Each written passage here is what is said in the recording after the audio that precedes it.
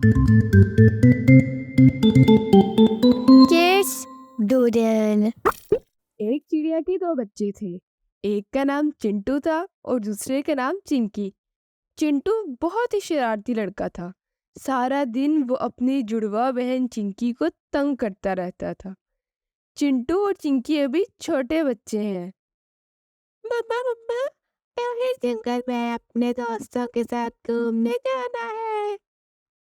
तुम जंगल में नहीं जा सकते, तुम अभी छोटे बच्चे हो। छोटे बच्चे जंगल में अकेले नहीं घूमते। नहीं मम्मा, मैं अब बड़ा हो गया हूँ। मैं अब अकेले जंगल में जा सकता हूँ। चुप करो, घर में बैठो। तुमने मुझसे मार खानी है। नहीं मम्मा, मैंने बाहर जाना है। जंगल में ना जाने की वजह से चिंटू रोना शुरू हो जाता है। चिंटू को रोता देखकर चिड़िया उसको बाहर जाने की इजाजत दे देती है।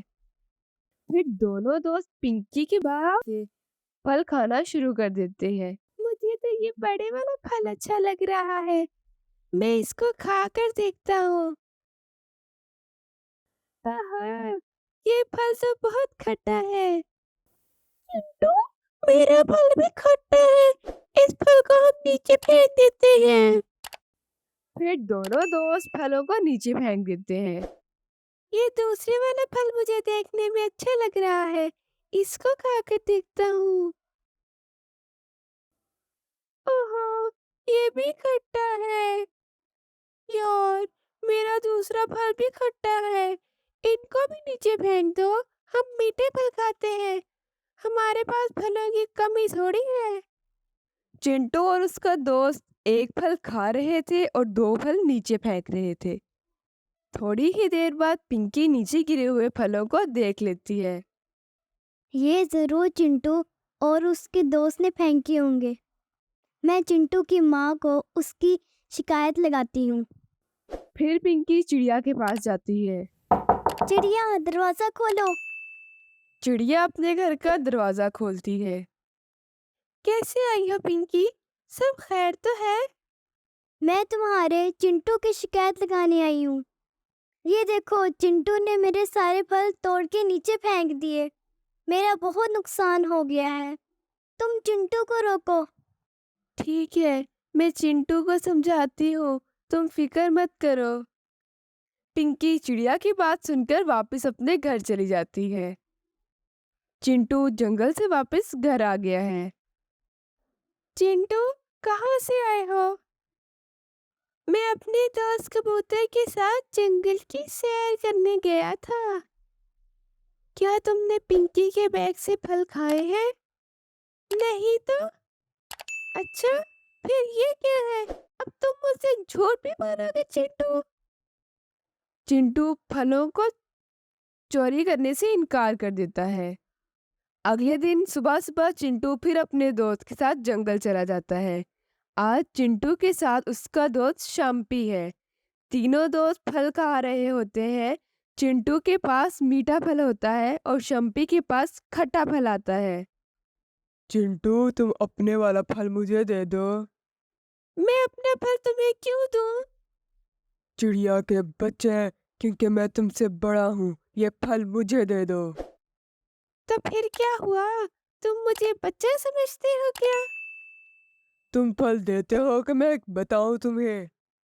फिर शैम्पी और चिंटू की लड़ाई हो जाती है। शैम्पी चिंटू को मारता है और चिंटू बेहोश हो जाता है। कबूतर, क्यों ना हम चिंटू को खाई में फेंक दें? फिर कबूतर और शैम्पी चिंटू को उठाकर खाई में फेंक देते हैं। सारा दिन और सारी रात गुजर चुकी है। मम्मा चिड़िया बहुत परेशान है कि चिंटू अभी तक घर वापस नहीं आया। चिड़िया फिर कबूतर के पास जाती है।